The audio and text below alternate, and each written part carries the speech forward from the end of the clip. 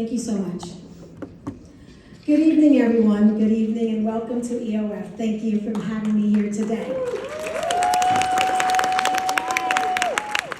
So when I got the phone call from Carmen to say, hey, would you like to be the keynote speaker for EOF? I'm like, absolutely. Why wouldn't I want to do this? So then I said to myself, all right, let me get myself ready. Let me get my PowerPoint ready. Let me get my speech ready. And I was having such a hard time getting my speech ready. I didn't understand why, because I do this for a living.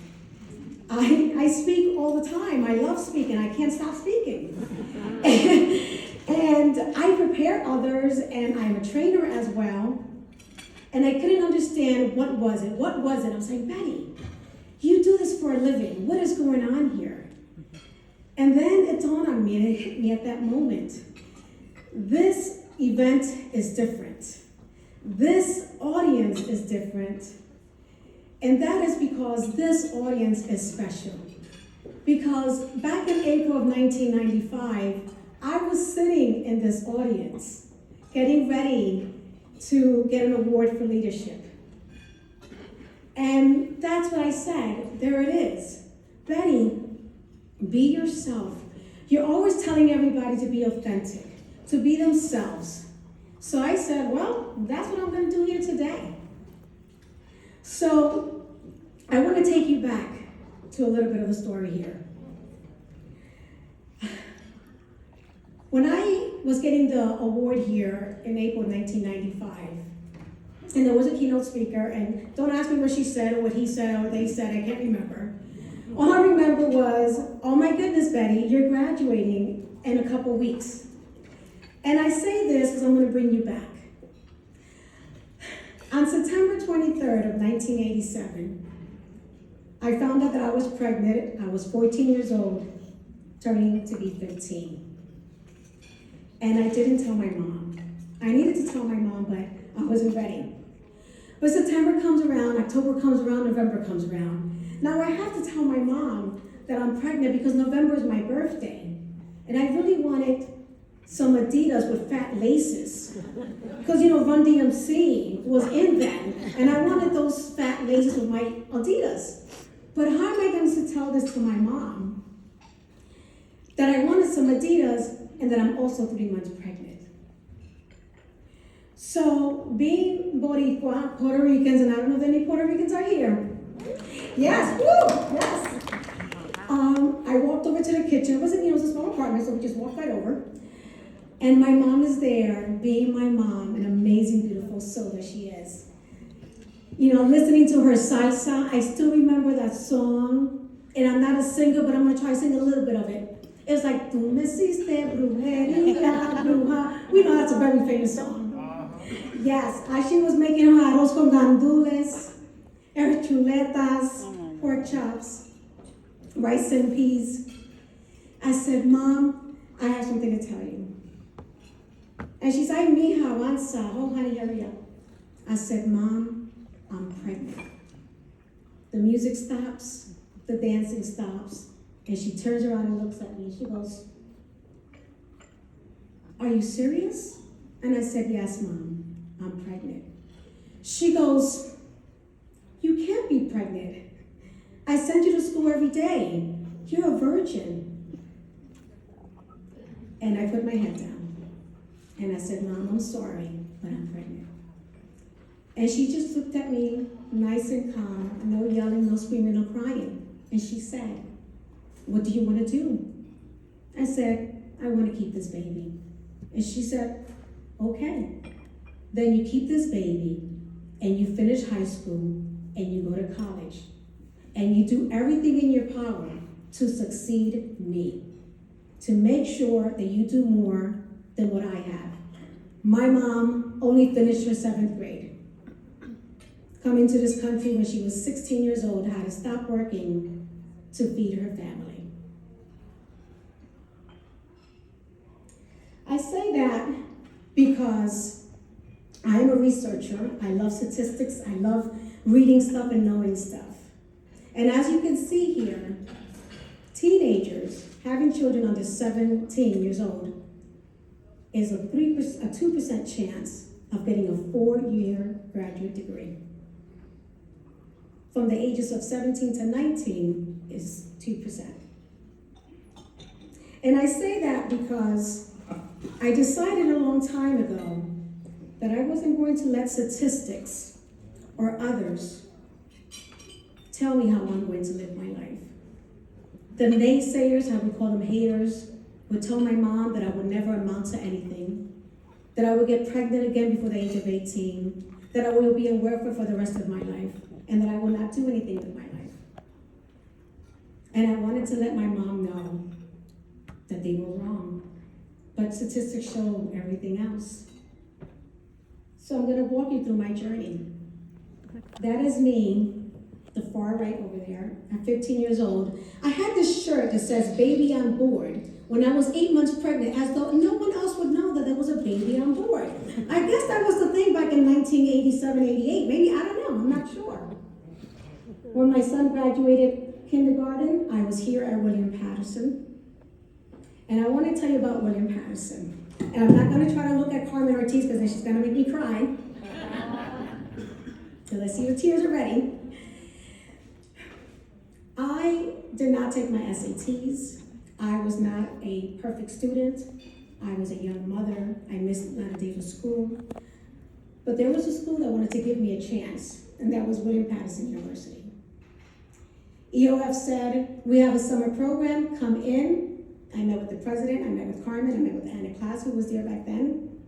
And they said, if you do well in this summer program, you could continue on. So I did everything in my power, leaving my son behind. My mom said, if you go to school, I will support you all the way.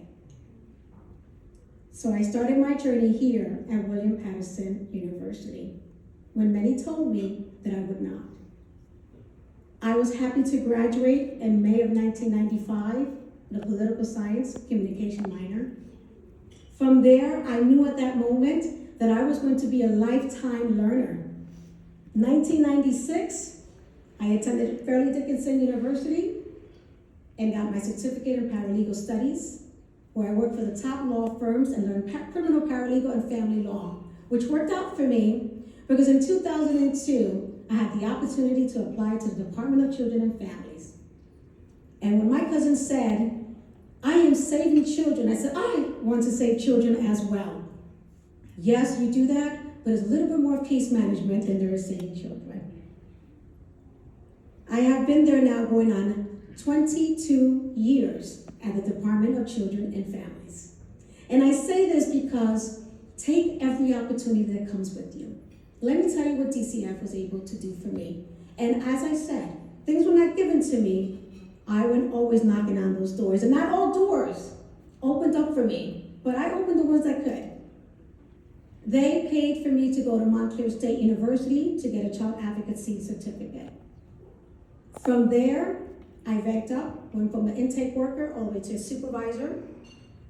From there, they said, we're going to start a master's program. Over 100 applied, they only accepted close to 20. I was one of those 20 to be in the first cohort to get my master's in my social work at Monmouth University. Prior to graduating from my master's, I became a licensed social worker. See, I knew I had to do something and I had to give back. So I became a therapist and I specialized in adolescents. I specialize in Latinas. I specialize in teenagers. Because I know what it is to be that child that no one believed in. From there, I said, there has to be more. From getting my master's, I had an opportunity to become a professor at Seton Hall. Then Rutgers comes knocking, and of course, I opened that door. And now I am teaching also at Rutgers. And I teach master's level at Rutgers, all behavioral and Latinas classes for social work. I said, there has to be something more, because I remember my mama said, you do everything. And I said, yes. When I found out that only 2% of Latina women and African American women have their doctors and their PhDs, I said, well, we gotta raise that, or we gotta bring it up. So of course, I enrolled in the Doctor of Social Work program at Monmouth University. I am happy to tell you that I am 3 semesters away from my doctorate. And as I indicated earlier, I wanted to know, what am I going to do with this doctorate? What am I going to do, right? As I said, I work for DCF, and we have a problem. And not only in New Jersey, we have a problem nationwide. We have an overrepresentation of Black children, African American children in foster care.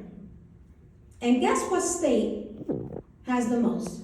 Come on, anyone, shout it out. What state? New Jersey. Who is it? New Jersey. New Jersey. New Jersey has the highest one. And we have to do something. Because you know what foster care does? Foster care, it goes from foster care to prison. That is what is happening to our children. And we must make a difference. I said to myself, what can I do working for an agency? And so my capstone is to create human rights training for child welfare agencies, and also to take this human rights training and go to my big pack community, my marginalized community, and also give these training to them on human rights, because people do not know their rights. And we must do something differently. As a social worker, I am a change agent. You don't have to be a change agent. You don't have to be a social worker just to be a change agent. We are all change agents. So I will leave you with this. I want you to always be the person who writes your own story. I want you to be the author of yourself. I want you to create your own path. Do not allow others to tell you where you're going. Or just because you came from somewhere, you can't make it to the top. I am here standing in front of you to tell you, I was that child in Paterson who waited online at the Father English for bread, for butter, and for cheese. I think I still have that cheese and butter. I'm gonna tell you right now, I think it's still around. You know, I want you to know that it doesn't matter where you're from. All that matters is where you're going. Have a path, have a purpose, have an action. It's timeless. It's up to you. You decide. Be holistic about it. And make sure that you are being fed something that you want to be fed inside. So EOF, congratulations, senior graduates. Go out there. Come be my colleagues. Come be with me. Come join me. We have too many things to do ourselves out there. So come with us. Thank you so much.